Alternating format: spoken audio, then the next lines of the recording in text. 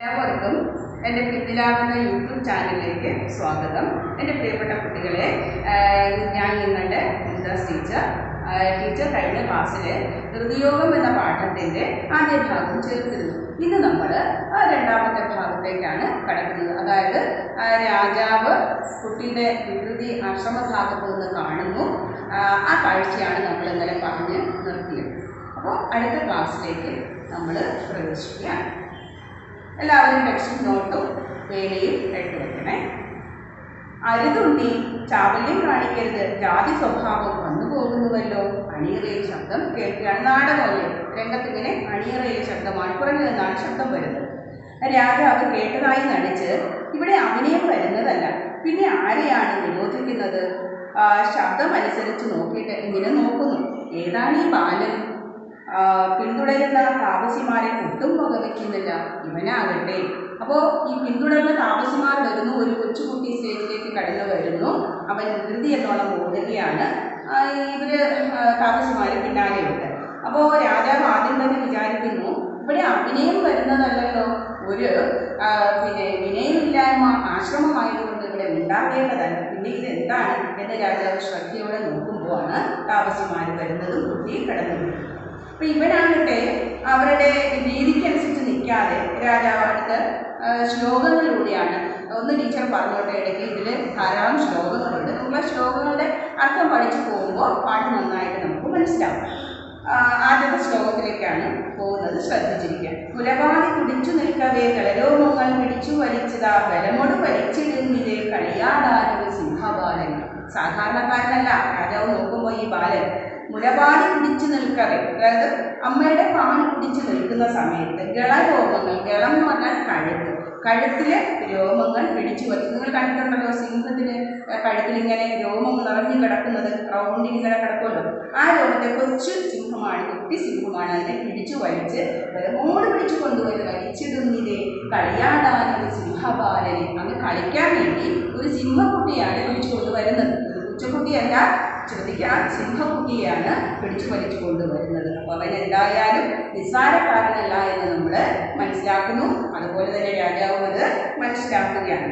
അപ്പോൾ ഇവിടെ പാല് പിടിച്ചുകൊണ്ട്, അമ്മയുടെ പാല് പിടിച്ചുകൊണ്ടിരിക്കുന്ന സിംഹക്കുട്ടിയെ വലിച്ചു ബലമായി കൊണ്ടുവരുന്നതും താപസിമാർ വിറകെ ഓടുന്നതും ഒരു ചിത്രത്തിലെന്ന പോലെ നിങ്ങളുടെ മനസ്സിലേക്ക് വരിക.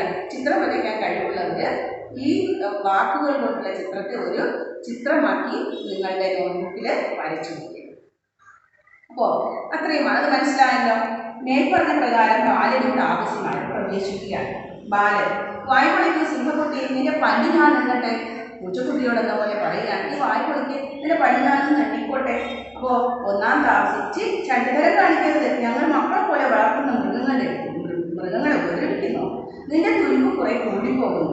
സർവ്വതമലൻ എന്ന് മഹർഷിമാർ നിനക്ക് പേരിട്ടത് ശരി തന്നെ. എന്താ കുട്ടി കാണിക്കുന്നത്? നീ എന്തിനാ ചണ്ടിത്തരം കാണിക്കുന്നത്? ചണ്ടിത്തരം എന്ന് പറയുന്നതാണ് ഒരു വികൃതി എന്നുള്ള അർത്ഥത്തിലാണ് അവരെങ്ങനെ പറഞ്ഞത്. ഞങ്ങൾ ഈ മൃഗങ്ങളൊക്കെ ആശ്രമത്തിൽ ധാരാളം മൃഗങ്ങളുണ്ട്, അവരൊക്കെ നിങ്ങൾ മക്കളെ പോലെയാണ് വളർത്തുന്നത്. അതിന് നീ എന്തിനാണ് ഇങ്ങനെ ഉപദ്രവിക്കുന്നത്? നിന്റെ ഈ വികൃതിയൊക്കെ ഇന്ന് ഇത്തിരി കൂടി പോകുന്നുണ്ട് കേട്ടോ. സർവ്വദമനൻ, സർവ്വദമനൻ എന്ന് പറഞ്ഞാൽ സർവ്വദമനൻ, ദമനൻ, സർവ്വതിനെയും അടക്കുന്നവൻ, അല്ലെങ്കിൽ എല്ലാത്തിനെയും സർവ്വതിനെയും ചിത്രതെല്ലാം വിട്ടുപോയി അടക്കുന്നവൻ, അടക്കുന്നവൻ.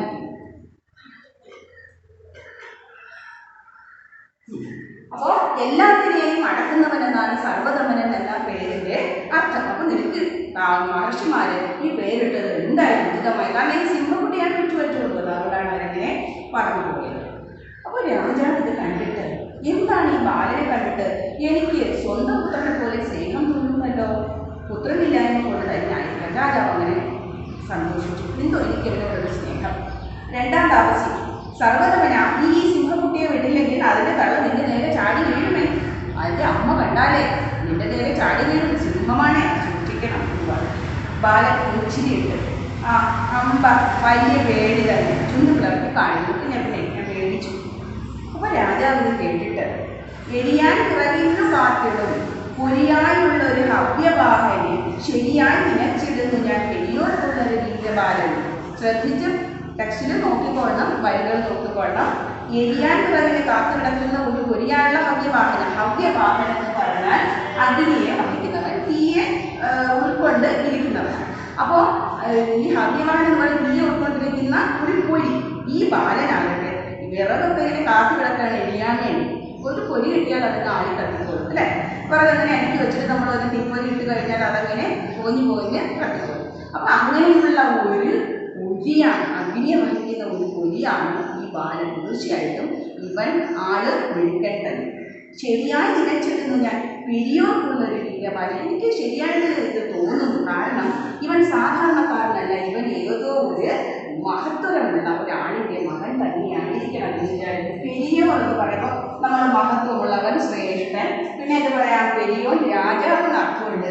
പിന്നെ ദൈവം എന്നൊരു അർത്ഥവും ഇതിന് പറയുന്നുണ്ട്. കാരണം പെരിയോന്റെ പൊരുക്കൾ നാമെല്ലാം ചെല്ലുമ്പോൾ നാങ്കളും നീങ്കളും ഒന്നുപോലെ എന്നൊരു നാടൻ കവിതയിൽ പറയുന്നുണ്ട്. അപ്പോൾ ദൈവം എന്നും ഇവിടെ എന്തായാലും ഒരു മഹത്വമുള്ള ഒരാളിൻ്റെ മകൻ തന്നെയാണ് രാജാവ് തീർച്ചപ്പെടുന്നത്.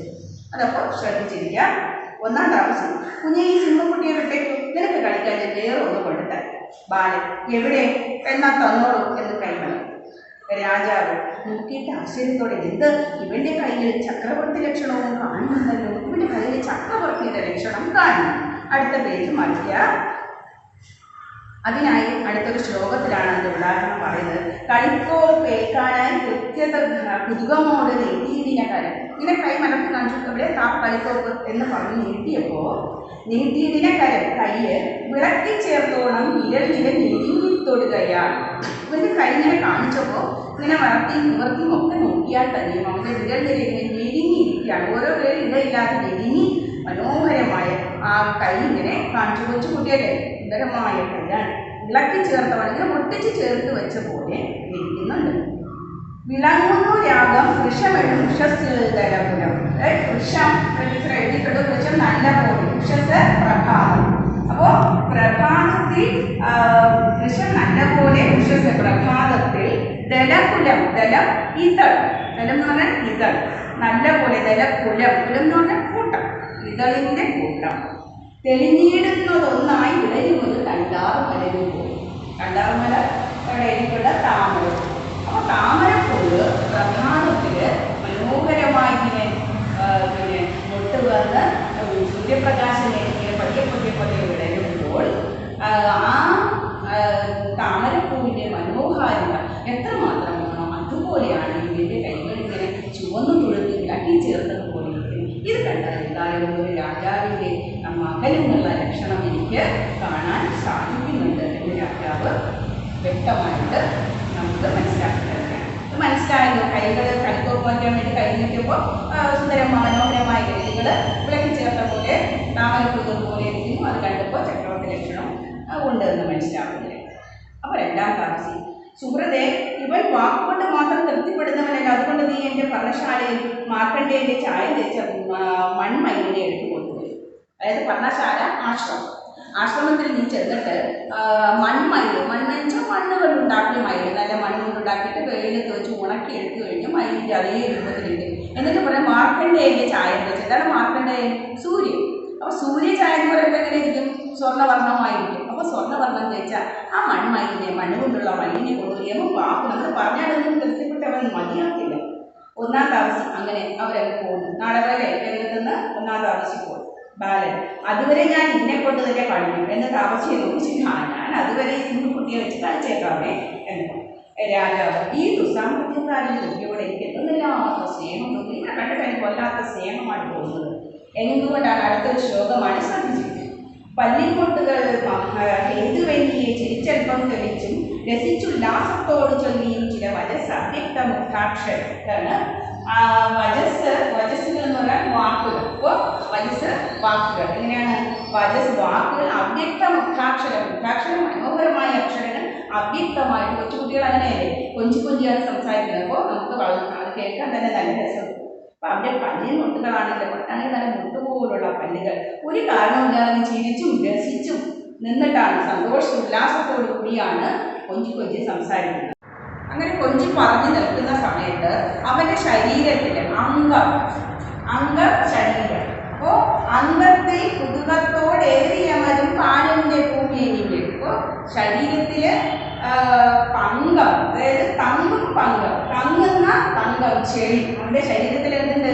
ചെളിയുണ്ട്. കളിച്ചുകൊണ്ട് നടക്കല്ലേ. അപ്പൊ അവന്റെ ശരീരത്തിലെ ചെളിയൊക്കെ പറ്റി മനോഹരമായ സുന്ദരമായ ശരീരമാണ്. നല്ല ചുമന്നുള്ള കുട്ടിയാണ്. അപ്പോൾ ആ കുട്ടിയെ ഈ ചെളിയായിട്ടും ഇവരിങ്ങനെ എടുത്ത് മടിയിൽ വെക്കുന്നവരുടെ ധന്യത എന്തോ ഒരു സന്തോഷമായിരിക്കും. അവർക്ക് ഈ സുന്ദരനായ കുട്ടിയെ ഒന്ന് കയ്യിലെടുക്കാൻ പറ്റിയെങ്കിലെന്ന് ചിലപ്പോൾ രാജാവ് ചിന്തിച്ചു പോയി. കാരണം അവൻ്റെ അത്ര സുന്ദരനാണ്, വികൃതിയാണ്, കുസൃതിയാണ്. അപ്പോൾ ഈ താപസിമാരെന്ത് ഭാഗ്യം ചെയ്തവരായിരിക്കും. അതുപോലെ എനിക്കും ഇവനെ കിട്ടിയിരുന്നെങ്കിൽ, ചെറിയുള്ള എൻ്റെ ശരീരത്തെ മടിയിൽ വെച്ച് ആ ഭാഗ്യം എനിക്ക് കിട്ടിയിരുന്നെങ്കിൽ എന്ന് രാജാവ് ഒരു വേള ചിന്തിച്ചു പോയി. ഇതിന് വലിയ അർത്ഥം പാടുന്നില്ല, അർത്ഥം മനസ്സിലാക്കാൻ ശ്രദ്ധിച്ചിരുന്നാൽ മനസ്സിലാവും.